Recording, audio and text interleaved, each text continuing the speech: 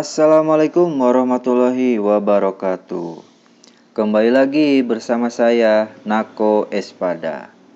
Pada kesempatan ini saya akan membahas mengenai soal pedagogik atau latihan soal-soal pedagogik untuk semua mapel atau untuk semua jurusan. Semoga bermanfaat untuk Bapak dan Ibu. Dan jangan lupa like, comment, and subscribe biar saya tambah semangat dalam membuat video ini. Semoga kita semua lulus di PPG tahun 2022 ini dan semangat dan tetap belajar.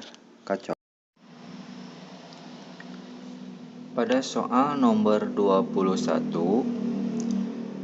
teknologi informasi dan komunikasi dalam pembelajaran memiliki 3 fungsi utama yang digunakan dalam kegiatan pembelajaran, kecuali. Nah, di sini kecuali ya. Yang A, teknologi sebagai alat bantu bagi siswa dalam pembelajaran. Kemudian yang B, teknologi sebagai ilmu pengetahuan. Yang C, teknologi sebagai bahan dan alat bantu pembelajaran. Dan yang D, teknologi sebagai alat pengembangan produk.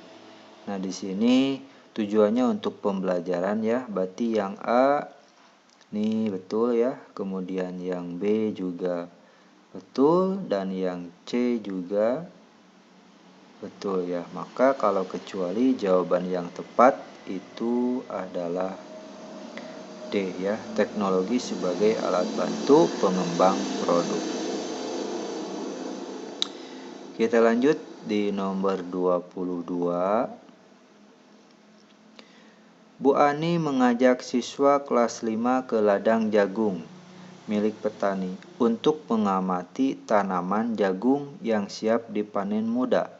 Selanjutnya, Ibu Ani memeriksa laporan hasil observasi siswa. Dari hasil klasifikasi kecenderungan gaya belajar siswa diperoleh peringkat hasil belajar.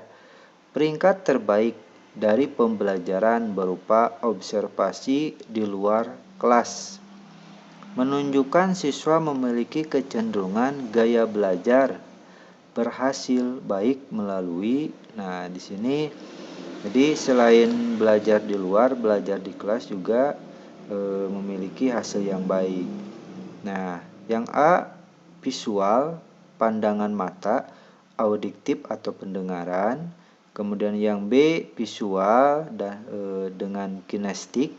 Kemudian yang D, auditif dan kinestetik. Kemudian yang D, auditif visual dan kinestetik. Ya, berarti auditif pendengaran dan gerak. Jadi dikarenakan di sini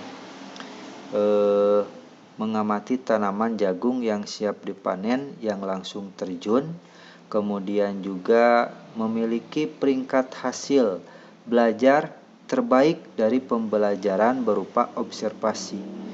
Nah, berarti gaya belajar siswa di sini yang paling tepat itu ada di poin D ya. Pendengaran dan juga gerak ya. Oke. Kita lanjutkan ya.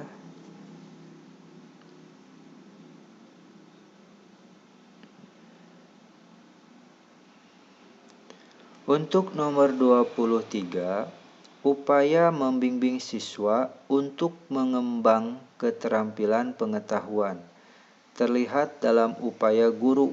Nah, mana yang paling tepat? Upaya guru untuk membimbing siswa dalam mengembangkan keterampilan pengetahuan. Yang A, memberi contoh penting toleransi. Yang B, mendiskusikan bagaimana mengubah permasalahan sekitar siswa. Yang C, melatih bagaimana mempersiapkan kesehatan diri dan lingkungan sekitar. Yang D, melatih siswa membuat keputusan yang diambil berdasarkan informasi. Nah, di sini berarti yang paling tepat Dikarenakan di sini mengembangkan keterampilan pengetahuan, maka jawaban yang paling tepat itu adalah B ya. Mendiskusikan bagaimana mengubah permasalahan di sekitar siswa, yang otomatis ini membuat siswa bisa mengembangkan keterampilan dalam pengetahuannya. Oke, kita lanjut di nomor 24.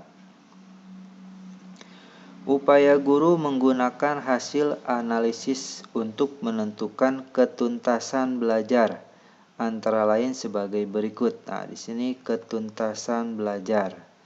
Yang A menentukan kriteria keberhasilan, kemudian yang B mengklasifikasi siswa berdasarkan hasil capaian belajarnya. Nah, yang C mencari letak kelemahan siswa secara umum dilihat dari kriteria keberhasilan yang diharapkan, dan yang D merencanakan pengajaran remedi.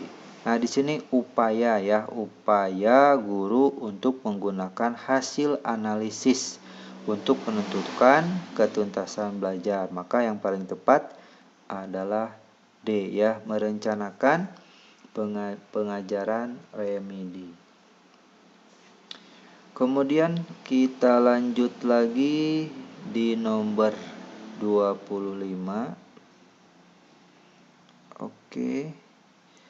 Nah, kegemaran anak akan dongeng atau cerita yang bersifat kritis seperti kisah perjalanan riwayat para pahlawan dan sebagaimana merupakan ciri-ciri anak berusia A 3-5 tahun, yang B 6-8 tahun, yang C 10-12 tahun, dan yang D 5-18 tahun. Nah, di sini dongeng atau cerita yang bersifatnya kritis ya, kisah perjalanan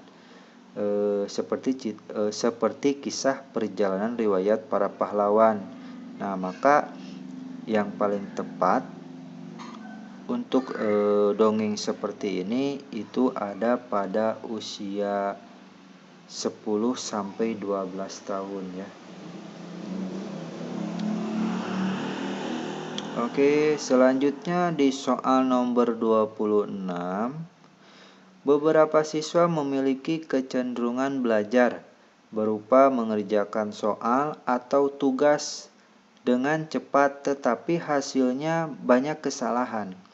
Nah, gaya belajar para siswa tersebut adalah yang A ini inklusif ya, yang A inklusif, yang B reflektif, nah yang C gaya berpikir terikat, dan yang D gaya berpikir bebas. Nah, di sini Bapak Ibu harus tahu dulu macam-macam atau tipe-tipe gaya belajar.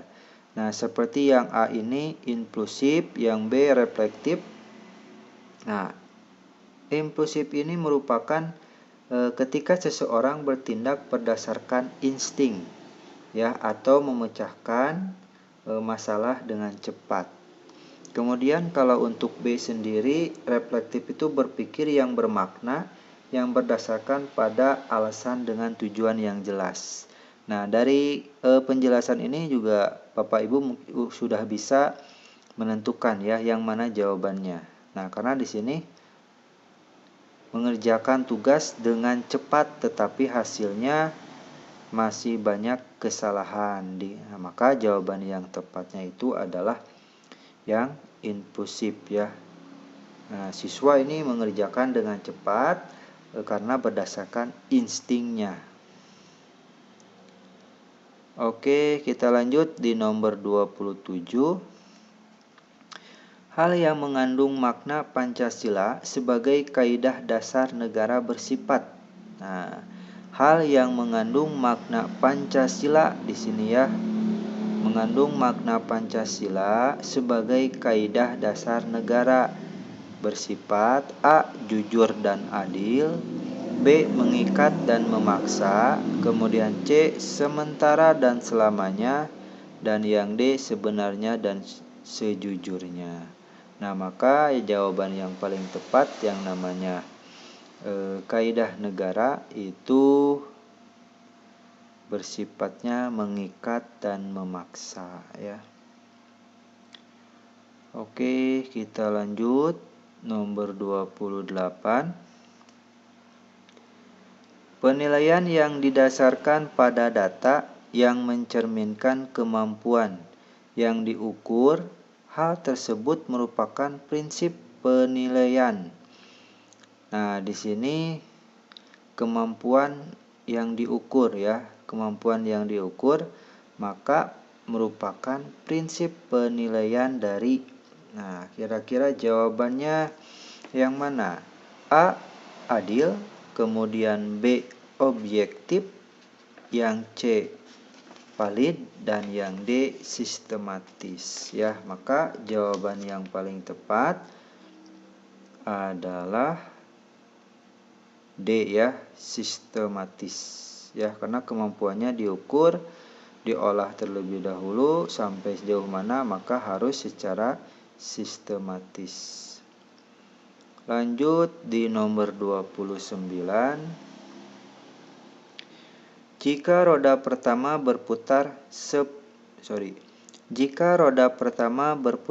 3 kali dan roda kedua berputar 9 kali, berapakah roda kedua akan berputar jika roda pertamanya berputar 10 kali? Nah, kalau ini gampang ya, kalau 3 ini kan 3 ke 9. Nah, kalau misalkan ini 10 yang A-nya, maka kesininya berapa? Yang keduanya. Nah, maka kan 3 ke 9 itu ini dikali 3 ya. Nah, kali 3, maka 3 kali 3 9, maka yang ini juga sama. Kalau ini 10 kita kali 3, maka jawabannya adalah 30 ya. Nah, maka jawabannya ada di poin A. Kita lanjut nomor 30. Serangkaian kegiatan yang sistematik untuk dapat menentukan manfaat atau kegunaan suatu objek atau program adalah yang A. Pengukuran, yang B. Evaluasi, yang C. Penilaian, ini yang D. Penilaian. Ini sama ya, ada 2 penilaian, tapi jawaban yang paling tepat kegiatan yang sistematik ya, untuk dapat menentukan manfaat atau kegunaan suatu objek atau program. Maka jawaban yang paling tepatnya harus adanya dilakukan evaluasi dulu ya, evaluasi. Oke. Untuk sementara sampai sini dulu, kita lanjut di video berikutnya. Semoga bermanfaat dan mohon maaf jika ada kekeliruan. Bagi Bapak Ibu yang punya jawaban yang berbeda, silakan untuk komen dan berikan alasannya. Semoga kita semua lulus di PPG tahun 2022 ini tetap semangat dan selalu belajar. Wassalamualaikum warahmatullahi wabarakatuh.